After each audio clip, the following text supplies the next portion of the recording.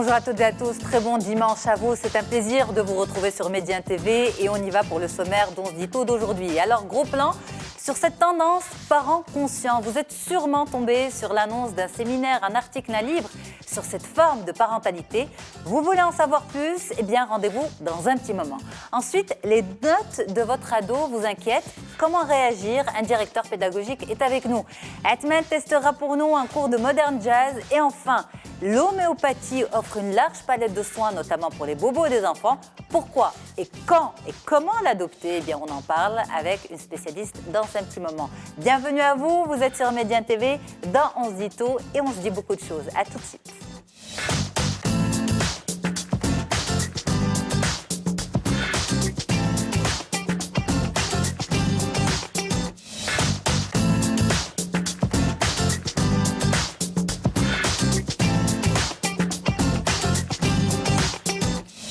Merci beaucoup de réitérer votre confiance à Média TV, à On se dit tout. On y va tout de suite pour cette heure de discussion à travers différentes interviews et différentes thématiques. Et puis notamment à travers une activité sportive relaxante, plus ou moins, elle détend. On verra Atman tout à l'heure dans un cours de modern jazz. Alors, je vous présente mes invités d'aujourd'hui. Madame Khadija Benani, bonjour. Bonjour. Merci beaucoup d'être là. Vous êtes Merci coach parental. Et avec vous, cette tendance de parents conscients. C'est vrai que moi j'ai vu passer le titre plusieurs fois, soit dans des revues, soit sur les réseaux sociaux. Mais qu'est-ce que c'est exactement? Eh bien, en détail avec vous, vous en êtes une spécialiste. Merci beaucoup d'être avec nous. Alors, les notes de mon ado, et on a bien précisé que c'était l'adolescent et pas l'enfant. L'ado, lorsque ses notes sont en chute libre, est-ce qu'il faut s'inquiéter? Qu'est-ce qu'il faut faire? On a un directeur pédagogique avec nous. On va en parler avec vous tout à l'heure. Monsieur Zakaria Rachdi, merci beaucoup d'être avec nous une nouvelle fois sur le plateau d'On se dit tout. Et puis, soigner les enfants par l'homéopathie. C'est ce que vous proposez, docteur Nada Bougrine. Pourtant, vous êtes pédiatre et vous êtes également homéopathe. Donc, les deux ensemble, c'est ce qui va donner les bonnes recommandations d'aujourd'hui. Ouais. Merci à tous d'être là, c'est un plaisir de vous recevoir. Alors on commence par les parents conscients, vouloir s'améliorer au niveau de la parentalité, on y va.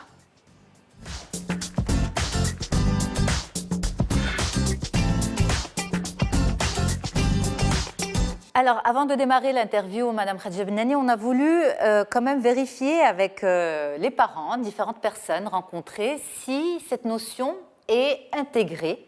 L'équipe est sortie poser la question. Au passant, on écoute ce que ça donne et on revient pour en parler. Super. Parent conscient, c'est la personne qui écoute ses enfants, qui communique avec ses enfants. Une personne qui, peut-être, qui n'est pas décisif. Un couple en harmonie, ils font de beaux enfants, disciplinés, bien élevés. Parents très à cheval quant à l'éducation de leurs enfants. Des parents qui assument leurs enfants, parce que dès lors on les met au monde, on en est entièrement responsable et voilà, il faut qu'on fasse tout pour qu'ils soient bien élevés, éduqués et qu'ils servent la société. Être conscient, c'est être conscient par rapport à soi-même, par rapport au couple, par rapport aux enfants et par rapport à la grande famille aussi.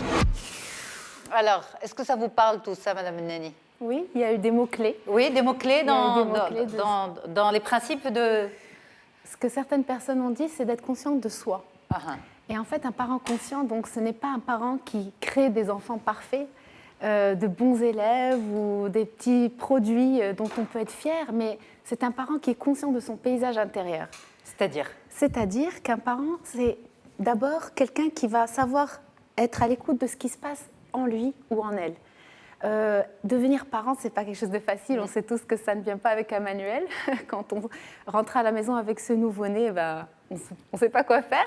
C'est vrai. Le baby blues, parfois. Des fois, le baby blues, effectivement. Donc, il y a un mélange de chamboulement hormonal, mais aussi émotionnel et spirituel. Et un parent conscient, en fait, c'est un parent qui est conscient que son enfant n'est pas son enfant, dans un sens, mais aussi que cet enfant est un esprit qui vibre avec sa propre signature.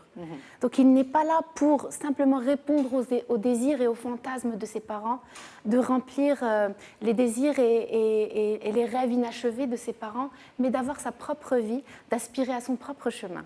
Mais alors justement, comment faire la différence, le distinguo entre rêver à travers son enfant et rêver pour son enfant. Parce que tous les parents ont envie du meilleur pour leurs enfants. Oui. Alors comment me dire que ce que je suis en train de rêver pour mon enfant, ce n'est pas finalement une projection de des choses que je n'ai pas pu réaliser? C'est ça. Et en fait, être un parent, au début, déjà en tant qu'enfant, quand on rêve d'être grand et de former notre famille, on a déjà pris beaucoup de temps pour fantasmer sur ce que c'est qu'être une famille, être une maman, être un papa.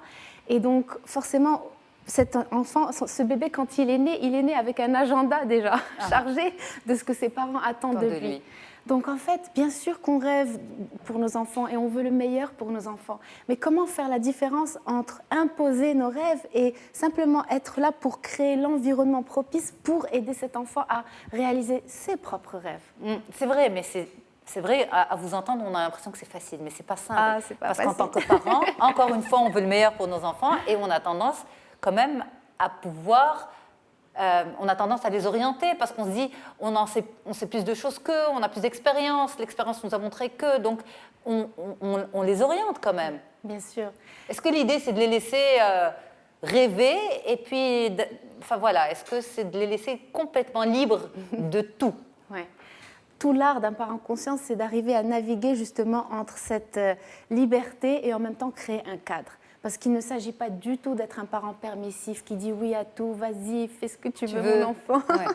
Évidemment que nous devons les guider. Mais les guider, ce n'est pas leur créer un agenda, leur imposer un programme. Parce qu'il y a beaucoup d'enfants, en fait, et c'est des gens que je reçois aussi en séance, qui sont des personnes accomplies dans leur carrière, qui deviennent médecins, avocats, ou quoi, enfin, toutes sortes de métiers qui peuvent rendre très fiers leurs parents, aller dans les grandes écoles qui rendent fiers leurs parents, mais qui sont malheureux. Pourquoi est-ce qu'on peut répondre à tous les désirs de nos parents et arriver quand même à un certain âge où on n'est pas épanoui? Pourquoi? Parce qu'en fait, l'ingrédient qui manque, c'est cette conscience. C'est la conscience que cet enfant... Je suis quelqu'un. Je suis quelqu'un. Et le fait de pouvoir être à l'écoute de soi et de respecter ses propres désirs, sa propre intuition, et de savoir ce qui est bon pour soi. Parce que quand on est éduqué en étant constamment guidé d'une manière où on nous dit quoi faire, on nous dit quoi penser, on nous dit quoi apprendre, eh bien, on perd contact avec cette nature essentielle avec laquelle on est né. Alors comment on se remet en question en tant que parent, justement? Déjà, un parent conscient, c'est un parent très courageux, parce que c'est un parent qui veut bien tourner la caméra vers lui-même. Un parent qui se remet en question. Qui se remet en question. Et déjà, être parent, c'est peut-être un des domaines de notre vie où on est vraiment sur la défensive, parce qu'on n'a pas envie que les gens nous regardent d'une certaine manière ou qu'ils nous disent c'est pas comme ça qu'on élève un enfant. Donc on est très sur la défensive. Et le fait d'arriver à se remettre en question, d'avoir cette ouverture de dire peut-être qu'il y a une autre manière, peut-être que cet enfant avec qui j'ai du mal, il touche quelque chose en moi de non résolu. Donc avoir cette curiosité, de dire tiens, au lieu d'essayer de trouver une technique, une stratégie pour avoir l'enfant, pour que l'enfant fasse ce qu'on a envie qu'il fasse, le discipliner d'une certaine manière, il ne s'agit pas en fait de l'enfant, il s'agit de nous, de dire tiens, j'ai du mal, qu'est-ce que ça touche en moi ? Qu'est-ce qu'il y a de non résolu en moi là-dedans? Mais il y a des fois, il y a quand même des choses à résoudre sur place. Par exemple, je vous donne un exemple. Face à une bêtise, moi je vais utiliser le jargon des parents standard, que dont je fais partie. Voilà, face à une bêtise, on a envie qu'il s'arrête. Il fait du bruit, par exemple, on a envie de se reposer. Okay, samedi après-midi, tout le monde est fatigué, fin de semaine, etc. On a envie de faire une sieste et puis cet enfant fait des bêtises. Il fait beaucoup de bruit, il joue très bien, c'est son droit. Mais pour nous, c'est pas... Et on a envie qu'il ne veut pas s'arrêter. Au lieu de... Je n'ai pas le temps de me questionner sur ce que ça renvoie en moi, etc. Ce que je veux, c'est qu'il s'arrête et que je puisse me reposer. Et après, on en reparle. Oui. Alors, un parent conscient, c'est un parent qui est dans la capacité d'accepter ce qui est. Mais je ne veux pas accepter, je veux dormir. Non, mais c'est vrai, je veux dire, on ne peut pas toujours accepter la situation. Il y a des situations où il faut simplement survivre la situation. Parce qu'effectivement, quand il y a, par exemple, une chamaille entre deux enfants, ou quand ils sont en danger, ou effectivement, quand on est épuisé et que réellement on a besoin de se reposer, il y a l'art de poser des limites claires. Et c'est ça aussi, un parent conscient, c'est ne pas avoir peur de poser ces limites-là. Parce que des fois, soit on est hyper rigide, soit on est hyper permissif. Et les parents permissifs, c'est aussi des parents qui ont peur d'affronter les limites. C'est ça. Donc oui, il faut savoir faire ça. Mais c'est un travail qui ne se fait pas dans c'est une approche qui ne propose pas simplement des solutions sur le tas. Il y a des solutions, il y a des techniques. Bien sûr, on en a plein à proposer. Mais aujourd'hui aussi, c'est des choses qu'on peut lire dans les livres, c'est des choses qu'on peut chercher sur Google, comment faire ci, comment faire ça. Bien sûr, mais être un parent conscient, c'est toute une philosophie, c'est toute une posture en fait. Et voilà, l'exemple que vous avez utilisé, c'est comment est-ce qu'on arrive à un état de fatigue totale où on n'est même plus réceptif devant notre enfant, on est réactif. Et quand je dis réactif, je le dis dans le sens péjoratif parce qu'on est au taquet, on n'a pas du tout de patience. C'est ça, on n'a pas de patience. Donc, c'est aussi un parent, quand on est conscient de notre paysage intérieur, on arrive aussi à mesurer ce baromètre de est-ce que je me prends soin de moi, est-ce que je mange assez, est-ce que je dors assez. Donc c'est développer une compassion pour soi. Et c'est en étant en compassion avec soi qu'on peut être en compassion avec nos enfants. Est-ce que vous imaginez aussi un prof conscient, Monsieur Zakaria Rachidi? On parle de parents conscients, mais cette posture, est-ce qu'on peut la transposer aussi au monde, enfin à l'univers de l'école? Donc tout à fait, l'idée de cette conscience de parent doit renvoyer pour l'enseignant aussi la bienveillance. Cette idée que justement, si on est bienveillant, on doit le faire de manière professionnelle. Et c'est pour ça que justement, quand on est parent, on se sent en soi, et Madame a distingué la limite entre son rôle de parent et son être intérieur. Moi, j'ai envie de dire, dans l'enseignement, ça doit être pareil. C'est ça. Il y a moi, ce que je suis, mes valeurs personnelles, mais aussi il y a mon métier et la bienveillance dont je dois faire preuve pour renvoyer quelque chose de positif qui va permettre à cet enfant, à cet ado, à ces jeunes, d'être, même de se reconnaître en nous. J'ai envie de dire, si la société peut évoluer, c'est justement parce qu'on va pouvoir faire ce travail-là. Exact. Alors justement, je vous pose la question aussi, Dr Nada Bouguerine, vous êtes pédiatre, vous êtes aussi maman. Est-ce que ça vous parle tout ça, que ce soit pour vos patients, enfin pour vos patients, pour les parents de vos patients, ou que ce soit pour vous aussi en tant que maman? Ah oui, absolument, parce qu'effectivement, on voit de nos jours des mamans surmenées, beaucoup d'obligations, dehors, à l'intérieur, il faut être au top au boulot, il faut être super maman, il faut être. Et effectivement, la donne qu'on oublie très très souvent, c'est de s'occuper de soi. Effectivement, comment voulez-vous donner tout ça si au niveau énergétique, vous êtes à plat. Donc j'essaie un petit peu d'attirer l'attention par rapport à ce côté-là. Effectivement, si vous voulez vraiment donner le meilleur à vos enfants, il faut s'occuper aussi un peu de vous. De soi, c'est très important. Alors, on va sur les questions des téléspectateurs. On a d'abord un papa qui vous dit, Zakaria, en devenant parents, nous sommes tous conscients de l'être. Est-ce qu'on ne nous embête pas avec ces théories? On devient parent, on sait qu'on est parent, donc... On est parents, mais ce n'est pas quelque chose qu'on fait naturellement. C'est assez contre-intuitif, en fait, ce que je dis. Mais on apprend sur le tas. Il n'y a pas de manuel, comme on a dit tout à l'heure. Donc, c'est quelque chose qu'on apprend constamment. On se découvre en devenant parents. Nos enfants sont vraiment comme des miroirs pour nous montrer toutes ces choses qu'on n'a pas encore résolues en nous. C'est vraiment comme ça que je le vois. Quand il y a quelque chose avec lequel on a du mal, l'idée d'être curieux et de se dire « tiens, j'ai du mal avec ça », c'est comme une opportunité de grandir soi-même. D'ailleurs, ma phrase préférée, mon slogan, on va dire, quand je parle de mon activité, le parent conscient, c'est « s'élever pour élever son enfant ». C'est vrai. Mais parce qu'en fait, culturellement, on n'a pas cette remise en question qui est spontanée, habituelle. Et puis, culturellement aussi, pour nous, lorsqu'on arrive à l'âge adulte, on arrive à l'âge de la raison absolue. Et donc, forcément, on a raison dans tout ce qu'on fait. Mais ce n'est pas forcément... C'est pas forcément vrai. C'est pas forcément vrai. On est d'accord. On va sur une autre question de Loubna qui vous dit « Par faute de temps, je confie l'éducation de mon enfant à mes parents. Cela fait-il de moi une maman inconsciente ?»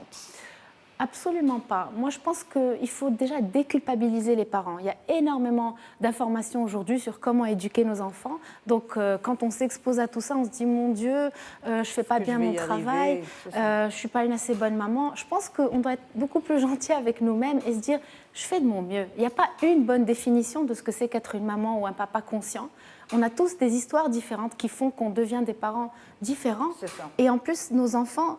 Il n'y a personne de mieux placé que nous pour savoir ce dont ont besoin nos enfants. Et donc, on va avoir des approches très différentes. On ne doit pas chercher à se ressembler, on ne doit pas chercher à correspondre à une définition parfaite. Il faut qu'on soit indulgent envers nous-mêmes. Si cette maman doit laisser ses enfants avec sa maman, elle a bien des raisons. C'est ça. Donc il faut qu'elle puisse se dire, je suis une assez bonne maman, je fais de mon mieux. Et les enfants le sentent. C'est ça. Alors, je pense que c'est bon pour ce sujet. On a encore d'autres sujets. On va parler aussi d'enfants et d'ados, surtout avec les notes. Et on y va tout de suite. Merci beaucoup, Khadija Benani, d'avoir été avec nous. On continue l'émission ensemble. D'autres thématiques qui concernent nos enfants, qu'ils soient ados ou plus petits. Je crois que l'homéopathie, c'est pour tout le monde. Ce n'est pas uniquement pour les enfants, docteur Nadeau. Absolument. On va en parler en détail dans un petit moment. Allez, on enchaîne.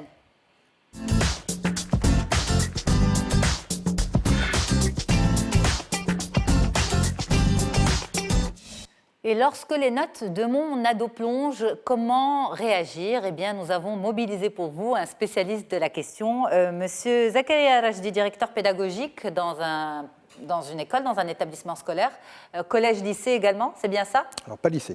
Collège. École et primaire et collège. Primaire et collège, oui. Alors, avant justement d'en parler avec vous, on va voir ce qu'en pensent les parents, leur vécu par rapport à ça, et puis leurs conseils aussi pour ceux qui ont voulu en donner. On regarde. Mes conseils pour les adolescents qui ont de mauvaises notes, c'est qu'ils puissent déjà choisir la filière qui leur plaît et comme ça se concentrer plus. Il faut peut-être s'asseoir avec la maman et discuter le pourquoi du changement. Et puis aussi échanger avec l'enfant pour connaître le pourquoi aussi. Et puis peut-être pour travailler sur là où ça se passe mieux, peut-être pour travailler plus dessus. D'abord, il ne doit pas perdre confiance en soi, c'est le plus important.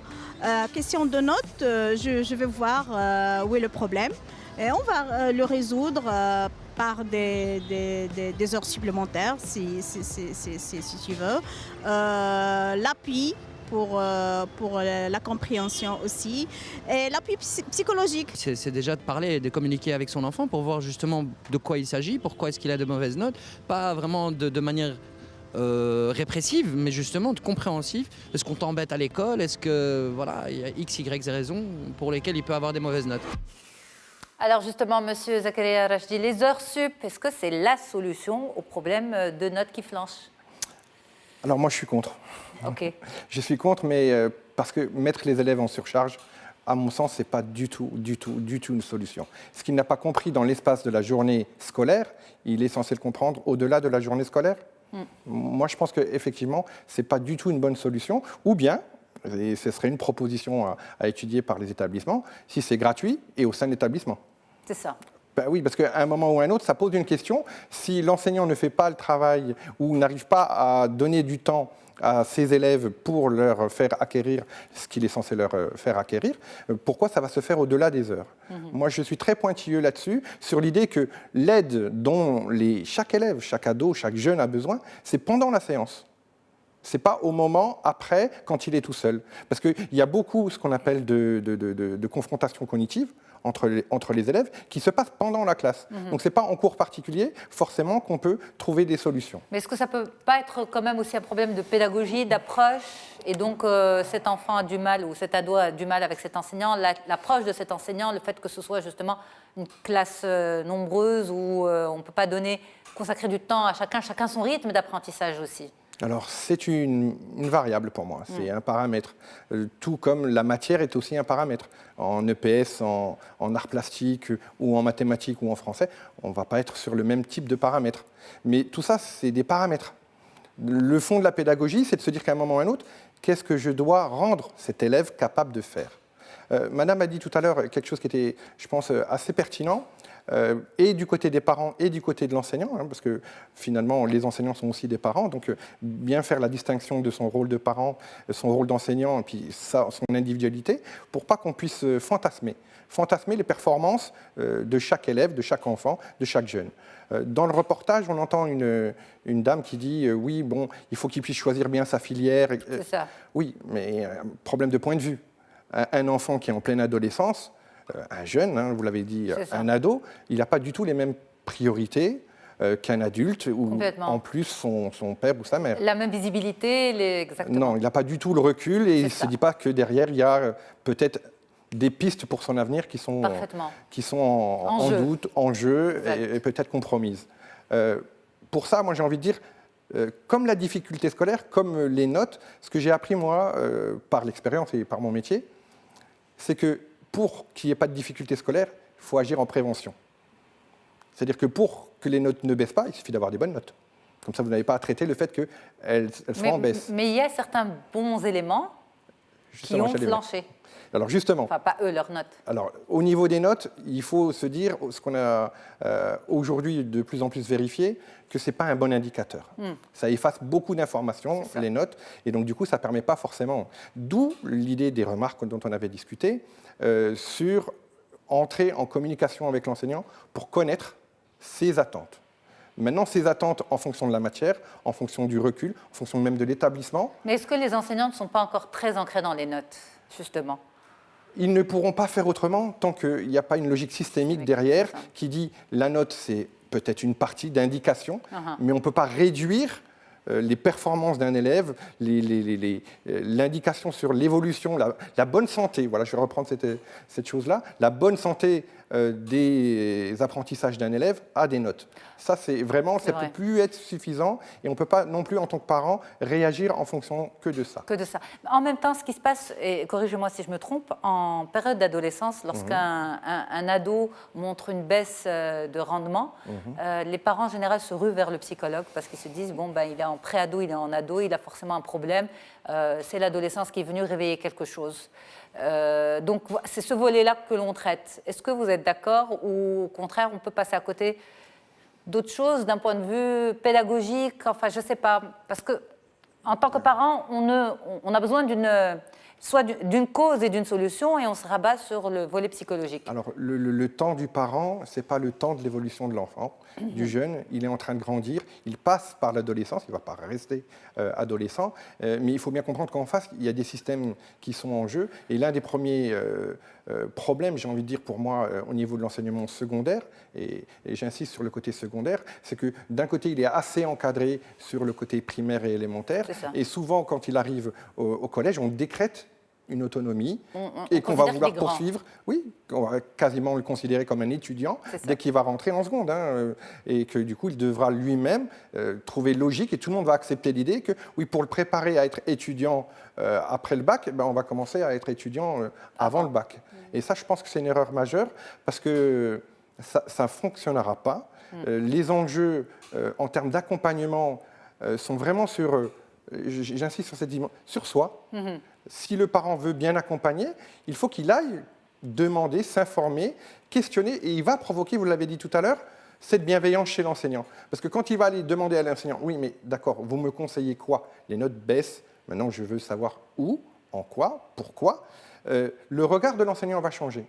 Alors c'est vrai que moi, de mon côté, je suis plutôt sur le registre de la formation. Effectivement, pour moi, je veux qu'on aide les élèves en classe, pendant qu'ils ont besoin, parce qu'il y a des notions qui sont un peu plus complexes que d'autres, qui ne permettent pas forcément. Et puis il y a des moments où on change de paradigme, où les choses changent de complexité. Là, il faut effectivement peut-être un accompagnement. Et je dis bien peut-être, mais il doit être prévu par l'établissement. C'est ça. Pas forcément en heures supplémentaires.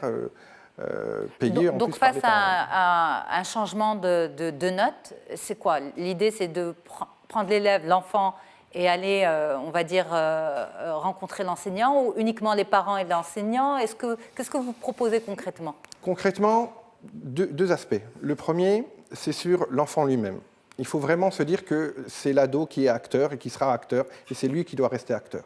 Donc il doit passer d'un état de « j'apprends pour grandir », on va dire ce qui correspond à l'élémentaire, « j'apprends pour comprendre », et apprends ce qui va correspondre pour moi au collège, et j'apprends pour pouvoir choisir.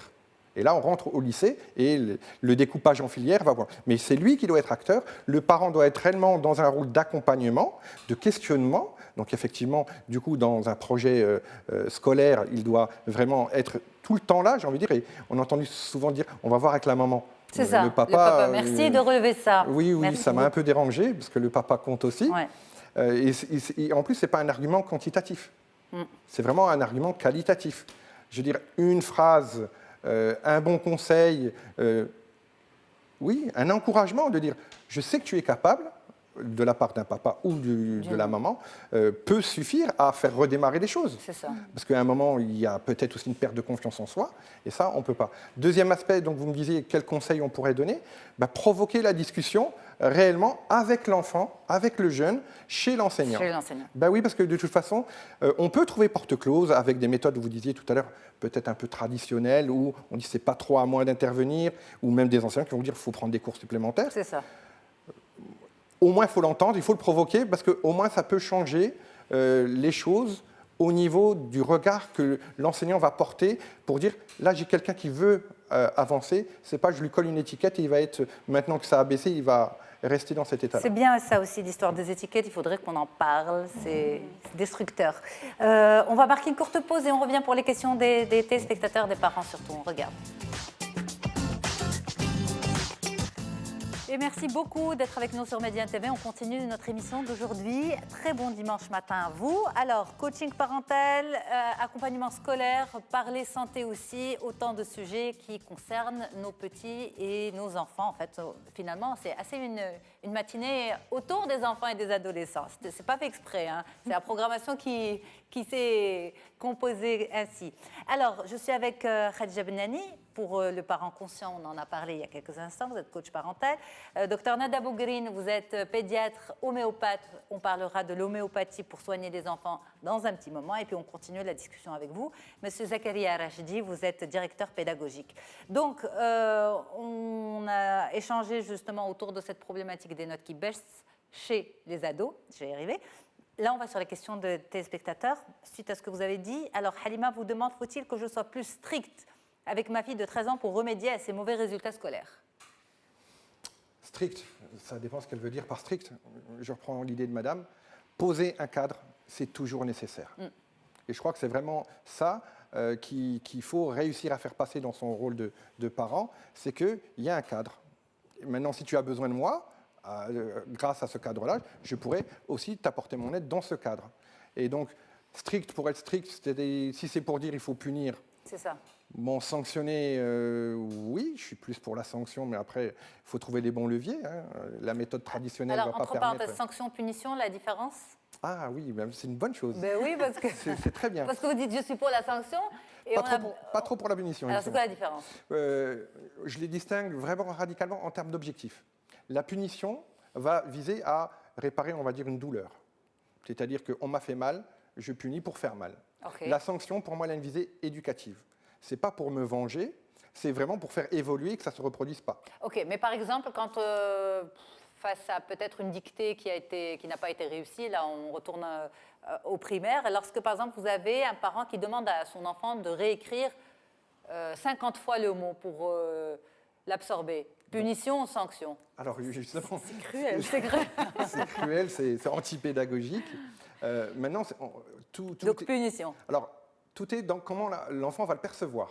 Okay. Il peut le percevoir soit comme une sanction, soit comme une punition. Si on le regarde du côté positif en disant c'est pour savoir l'écrire ce mot-là, donc c'est qu'une sanction. Maintenant, si c'est juste pour faire mal et que ça sera une punition. Mais vous savez, et par connaissance de cause, là, je vous le dis en toute honnêteté, parfois même lorsqu'on fait quelque chose pour justement encourager l'enfant à acquérir plus de compétences, parfois c'est considéré comme une punition. Je vous donne un exemple, la conjugaison. Eh bien, on s'entraîne à la conjugaison en apprenant, réapprenant ces verbes, à la limite en les réécrivant. J'espère que c'est la bonne pédagogie, que je ne vais pas faire me taper sur les mains. Et donc, de l'autre côté, moi j'entends des enfants dire « oui, mais moi ça m'embête de réécrire ces verbes. Pour moi, c'est une punition. » Eh bien, elle a bien raison. Elle a bien raison parce que... Comment vous savez que c'est elle? Oui, peut-être. Mais en tout cas, votre enfant, il a bien raison dans l'idée que ce n'est pas la bonne pédagogie. C'est vrai. Aujourd'hui, je pense que c'est un modèle, la répétition, qui est complètement dépassé. Tout à l'heure, je parlais d'apprendre. J'aurais peut-être dû préciser que apprendre, c'est les apprentissages, ce n'est pas apprendre par cœur. Il ne faut pas qu'elle regarde l'émission. Hein. D'accord. Je lui donnerai des conseils à ce moment-là. Mais alors, justement, comment on les entraîne si ce n'est pas par la répétition? Eh bien, par la compréhension. Oui, mais il y a des choses, on n'a pas besoin de les comprendre. Si, justement, il y a beaucoup de choses à observer. Et c'est ça la pédagogie aujourd'hui, c'est l'art de transmettre l'apprentissage par la construction du savoir. Okay. Si on fait construire aux enfants que, regarde dans les écrits que tu rencontres, comment c'est conjugué, Et là, il va observer une répétition, une régularité quand c'est tel pronom ou tel pronom, et tel temps, du coup, il va construire une première représentation. Et le savoir, du coup, pédagogique, ça va être dire, maintenant tu prends ça, on va le mettre dans un tableau, et quand c'est le premier groupe, ça se conjugue comme ça, deuxième groupe, et là, du coup, vous avez un enfant qui apprend parce qu'il comprend. C'est ça. Et pas parce qu'il répète. C'est ça. Je me souviens, si vous permettez l'anecdote, d'une erreur d'une maîtresse, hein, je ne vais pas la nommer, mais pour montrer que les adultes ne sont pas exempts, qui travaillait de manière systématique, parce que là c'est vraiment l'apprentissage répétitif, et qui pour le verbe venir avait écrit « je venirai » au futur. C'est-à-dire que ça n'a même pas perturbé d'effectivement corriger les élèves sur les terminaisons et pas sur le sens du mot. Du mot, c'est ça. Oui, je viendrai et je venirai, à un moment ou à un autre, ça aurait dû sauter à l'œil, quoi. Donc voilà, la répétition, très mauvaise stratégie, si en plus elle précède... Mais elle corrigeait quoi? Que les terminaisons? Quand vous avez 30 cahiers à corriger et que vous avez focalisé sur 4 ou 5 verbes, la quantité fait que, oui, on regarde d'abord les terminaisons parce qu'on se dit que c'est ça l'enjeu de l'apprentissage. Donc la collègue que j'ai repris avec elle, elle a tout à fait compris, c'est pas ça le problème. Mais je ne suis pas contre la systématisation, mais elle doit être précédée par la compréhension. Oui, mais c'est vital. Mais justement, par rapport à cet exemple-là, la terminaison, c'est ce que les enfants apprennent. Donc, c'est l'enseignant. Oui, bien sûr. Oui. Alors, si je peux me permettre, en fait, dans mon approche, ce que je propose, c'est qu'on engage les enfants à avoir un sens dans ce qu'ils font et de leur permettre d'expérimenter ce que c'est que les conséquences naturelles. Contrairement à une punition, c'est de les laisser ressentir ce que c'est que la conséquence naturelle de cette situation. Une mauvaise note, par exemple. Une mauvaise note, par exemple, c'est qu'au lieu de les forcer à apprendre certaines choses, ils ne comprennent pas le sens de pourquoi je dois connaître l'orthographe, la conjugaison à ce moment-là. À cet âge-là, ils ne comprennent pas trop le sens. Mais si on leur explique par l'amour au lieu de la peur de l'apprentissage, c'est-à-dire qu'on peut passer par une passion. Par exemple, si cet enfant est passionné par les animaux, on va dire, tu sais, si tu as envie d'apprendre plus sur cet animal, tu vas devoir faire des recherches. Et en faisant des recherches, il faut que tu saches lire. Et pour savoir lire, il faut que tu maîtrises la conjugaison, l'orthographe et la lecture. Donc, en fait, c'est d'animer cette passion en eux et de leur faire comprendre pourquoi c'est important, le pourquoi. Et c'est un peu comme nous aussi. Mais l'étincelle, elle n'est pas constante. Évidemment, elle n'est pas constante. Il y a des choses qui n'ont pas nécessairement l'ingrédient plaisir. C'est ça. Mais quand l'enfant est conscient qu'il faut passer par là pour arriver à un objectif qui est important pour eux, qui a du sens pour eux, je pense qu'à ce moment-là, ils sont plus engagés. Alors, merci beaucoup. On ne peut pas aller sur les autres questions parce qu'on a consommé un petit peu trop de temps dans le papotage. Merci beaucoup, Monsieur Zakaria Rajdi. Vous êtes directeur pédagogique. On va enchaîner sur l'homéopathie des enfants dans un petit moment, docteur. Mais avant, on va sortir, faire un petit cours de danse. Hetman se lance justement dans le modern jazz. On regarde.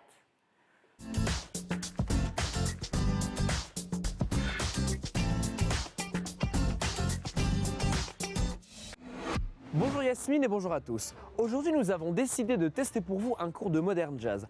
Alors vous allez me dire que généralement les filles ont tendance à essayer la danse classique ou le jazz et les garçons le break ou le hip-hop. Mais aujourd'hui nous avons décidé de casser ces préjugés pour le bien-être du sport et de la danse. Et pour nous en parler un petit peu plus, nous allons rencontrer Zineb qui va nous faire partager sa passion pour le modern jazz. Alors Hetman, pas trop stressé pour ton cours de modern jazz?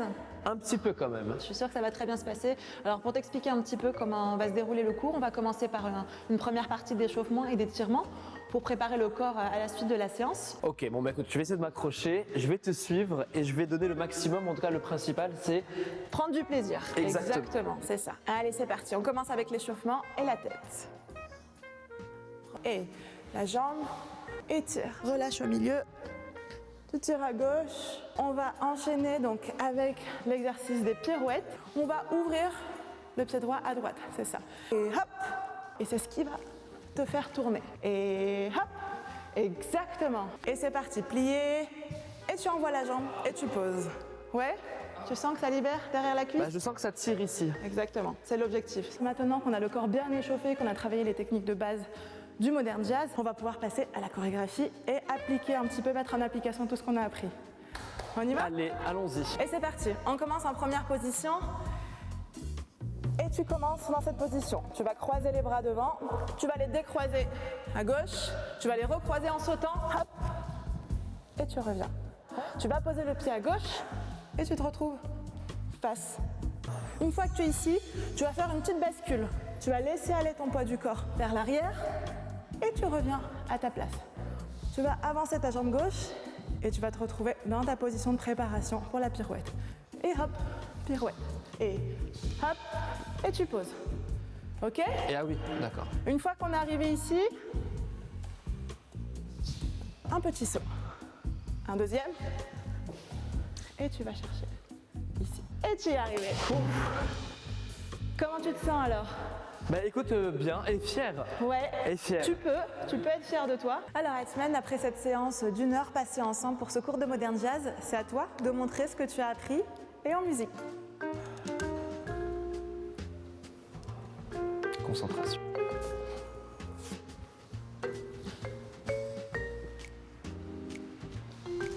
Hop là. Bon, chers téléspectateurs, quant à moi, je vous donne rendez-vous la semaine prochaine pour une toute nouvelle activité. Je vous recommande fortement le Modern Jazz puisqu'on fait appel à la mémoire, à la coordination, à la tonicité et au renforcement musculaire, que vous soyez une fille ou un garçon.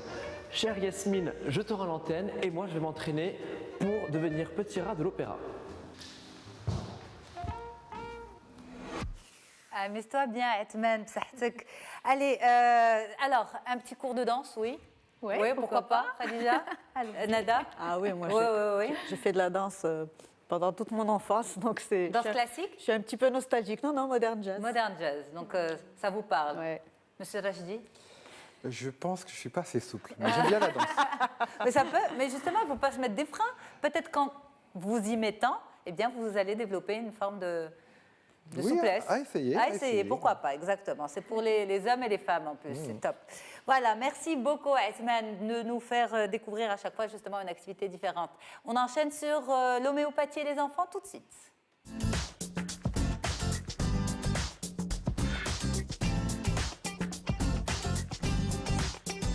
Docteur Nada Bougrine, merci beaucoup d'être avec nous. Vous êtes pédiatre et vous êtes homéopathe également, donc les deux spécialités ensemble pour parler de ce sujet, soigner vos enfants par l'homéopathie. Dans quelques instants, on développe tout, mais d'abord une définition de ce qu'est l'homéopathie en images pour nos téléspectateurs. On regarde. Guérir le mal par le mal. Et si cela était possible? C'est ce que fait l'homéopathie.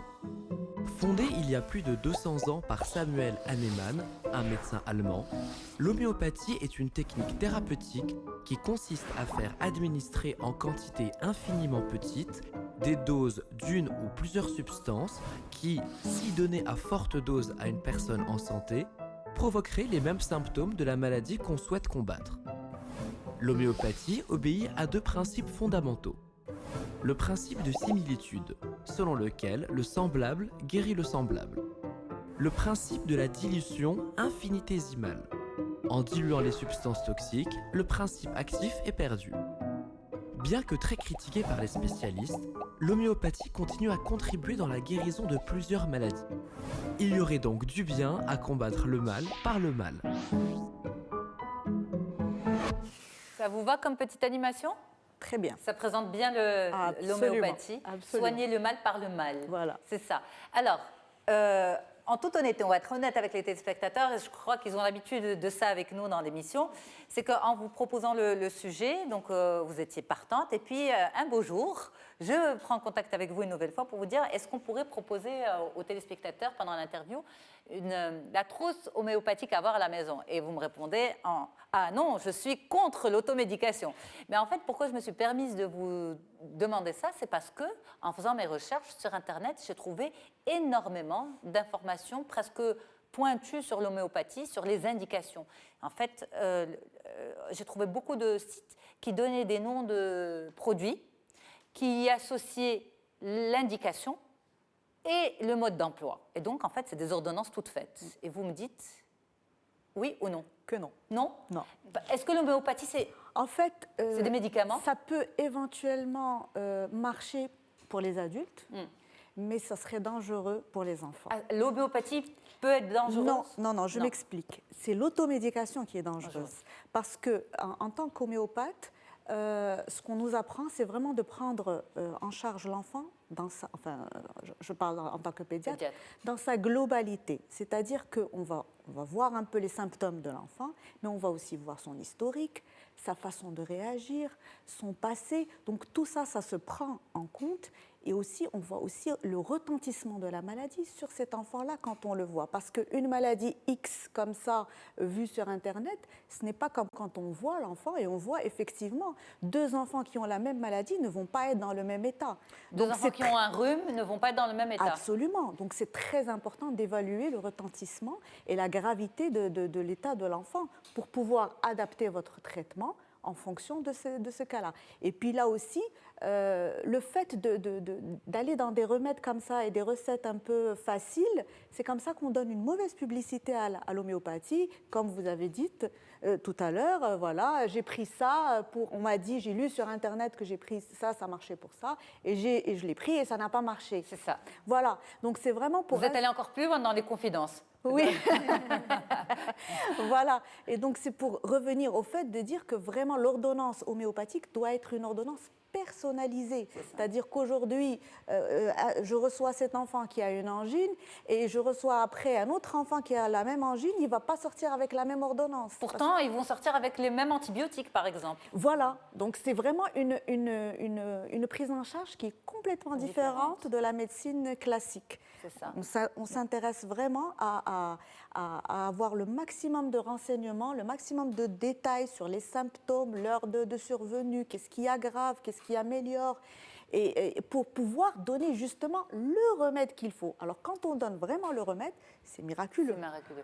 Alors c'est quoi la particularité de l'homéopathie? Pourquoi, en tant que pédiatre, donc vous avez fait des études de médecine conventionnelle, classique, et puis ensuite vous vous êtes intéressé à l'homéopathie en addition, et pour vous c'est compatible, les deux sont compatibles? Oui, parce qu'effectivement, tout le monde a vécu des buzz par rapport à des médicaments qui ont longtemps été prescrits et qui du jour au lendemain ont été retirés du marché. Donc pour les enfants aussi, on a donné plein de médicaments. Effectivement, je pars du principe que, surtout en tant que pédiatre, donner un médicament pour arranger quelque chose et provoquer d'autres effets secondaires, c'est vraiment... je suis contre. Donc l'homéopathie a vraiment répondu à ce côté-là, de vraiment être le plus inoffensif possible. D'accord ? Effectivement, au début, donc, on est visité par des délégués qui promotionnent un petit peu ça. Au début, j'étais sceptique. Mais petit à petit, je me suis intéressée, j'ai expérimenté moi-même, j'ai expérimenté sur mes enfants et j'ai été ravie. Donc de là est partie l'initiative de faire la formation. Et donc depuis 2014, pratique en plus de la théorie. Et donc je vois aussi ça au niveau de ma pratique sur les enfants. Et c'est vraiment... Et les parents font confiance aujourd'hui à l'homéopathie, sont demandeurs? Ah oui, alors il y a 2 catégories de parents. Les parents qui n'ont jamais entendu parler d'homéopathie mais qui me font confiance et qui se rendent bien compte qu'une fois que c'est efficace, ils me disent « Je voudrais que vous me prescriviez dès les petits granules de la dernière fois. » Je les rassure, vous en faites pas, je prescris que ça. Et donc vous avez l'autre catégorie de parents qui viennent uniquement parce que je suis homéopathe, qui se sont renseignés et qui ne veulent que de l'homéopathie. Mais vous prescrivez que des médicaments homéopathiques? La plupart du temps, oui, mais il faut aussi rappeler que l'homéopathie ne permet pas de tout guérir. Attention, parce que des fois les parents ils sont déçus de voir que dans certains cas, je suis obligée de donner un antibiotique, c'est tout à fait normal. C'est pour ça que je vous dis, l'évaluation du médecin est très importante, parce que quand je reçois un enfant dans un état qui a traîné pendant une fièvre ou qui est vraiment très très affecté, je ne peux pas me permettre de ne pas donner un antibiotique pour une otite qui a traîné depuis 5 jours. Voilà. Exact. Donc il faut aussi comprendre ça. C'est pour ça que effectivement avoir les 2 casquettes, c'est intéressant. Mais alors justement, est-ce qu'il n'y a pas aussi un risque d'automédication? Parce que les granules, eh bien, elles restent, le tube n'est pas consommé entièrement, et donc finalement, ça vous fait sourire, Khadija. Non mais c'est vrai, parce qu'on le garde en fond de tiroir. C'est plus simple, oui. C'est ça, et puis quand les symptômes reviennent, on donne. Alors ça, justement, c'est mon rôle en tant que pédiatre, effectivement, d'expliquer que ce qui a marché aujourd'hui peut ne pas marcher la prochaine fois. Et je préfère voir l'enfant et vous prescrire plutôt que de laisser évoluer peut-être une maladie qui au début était simple. Donc je préviens que pour les enfants, ce n'est pas la même chose que pour les adultes. Un adulte, il peut très bien se prendre en charge, il va se dire, bon, bah, c'est quelque chose qui démarre, je vais prendre ça et je vais voir, mais un enfant, non. Et on ne peut pas se permettre de jouer comme ça avec Et c'est les mêmes doses en général pour les enfants et pour les adultes? Oui, oui, absolument. C'est ça qui est impressionnant. Oui, en fait. mais c'est parce que ça ne fonctionne pas de la même façon que les médicaments classiques. Par exemple, à partir du 5 CH jusqu'au 15 CH, on prescrit en fonction des symptômes. Ce n'est pas en fonction du poids ni de l'âge. C'est ça, exactement. Donc en fait, ça n'a rien à voir avec le principe des médicaments conventionnels. Classique, voilà. Classique, exactement. L'autre question, c'est le prix. Mais il coûte beaucoup moins cher que les médicaments. Oui, ça aussi, c'est une autre bonne nouvelle pour les parents. Quand l'ordonnance n'est pas très chère, donc ils sont ravis. C'est des médicaments qui ne coûtent pas cher. Qui ne coûtent pas cher. En moyenne, 18 dirhams. Voilà. C'est ça. Voilà. Mais alors, dans ce cas-là, pourquoi ce n'est pas généralisé? Puisqu'il j'ai l'impression qu'il y a plus de bénéfices que de risques en termes de coûts, en termes d'efficacité. Il y a la formation maintenant qui se passe justement à Rabat, et donc le laboratoire essaie effectivement de sensibiliser les médecins. Et ce qui est magnifique aussi, c'est que toutes les spécialités peuvent s'intéresser à l'homéopathie. Les gynécologues, par exemple, on sait très bien qu'une femme enceinte, on ne peut pas lui donner beaucoup de choses. Donc l'homéopathie répond parfaitement à cette demande-là. J'ai été étonnée et surprise de voir qu'il y avait des vétérinaires avec nous dans la formation. Donc ça marche aussi bien sur les animaux. Donc ça aussi, ce sont des preuves et qui sont là pour dire que vraiment, ça marche bien. Allez-y. Khadija Benani, ça vous intéresse pour les enfants? Absolument. C'est l'approche consciente. Absolument, parce qu'effectivement, ça prouve que quand on est à l'écoute de l'enfant, on n'est pas là pour imposer une approche généralisée, on est là pour honorer l'aspect unique de chaque enfant. Donc même dans sa santé, on peut voir qu'on est tous différents, et quand on arrive à être à l'écoute, on peut répondre aux besoins spécifiques de chaque enfant. Donc ça s'applique dans l'éducation comme dans la médecine. Exactement. Mais est-ce que c'est quelque chose qu'on peut, par exemple, mettre en place dans les écoles? On a dans les écoles l'armoire à pharmacie, mais avec l'homéopathie, c'est pas possible parce que c'est... Non, je suis... Moi, je le déconseillerais. Je ne suis pas déconseillerais aussi. Et par contre, j'ai une petite question, si vous permettez. Bien sûr, allez-y. C'est essentiellement des principes actifs naturels? Oui, absolument. Il n'y a pas beaucoup de chimiques. Non, c'est d'ailleurs un des gros avantages justement de l'homéopathie, c'est que ça provient de la nature. D'ailleurs, le docteur Hahnemann, comment est-ce qu'il est tombé dessus justement? Parce qu'à l'époque, il y avait beaucoup de paludisme, et on guérissait le paludisme par l'écorce du quinquina, par des petites doses. Et il a expérimenté lui-même cette plante-là à l'état pur. Et il a remarqué que ça a produit exactement les mêmes symptômes que le paludisme. Donc c'est là où il a eu la révélation. Il s'est dit, tiens, il y a peut-être quelque chose à développer et à fouiner. Et c'est de là que c'est parti. Alors, on va sur les questions de personnes que ça intéresse. Anas vous dit, dois-je éviter certains aliments pendant un traitement homéopathique? Absolument pas. Non, il n'y a pas de souci. Il n'y a aucun problème. Est-ce qu'on peut donner de l'homéopathie? Bon, ça, c'est pas pour les enfants, mais j'imagine que vous avez l'information pour des maladies chroniques telles que le diabète, l'hypertension, etc. Alors, il faut bien se mettre d'accord que l'homéopathie ne va jamais remplacer l'insuline. OK. D'accord? Tout ce qui est irréversible, on n'en parle pas. Le diabète, le cancer et tout, il ne faut pas avoir quand même de fausses idées.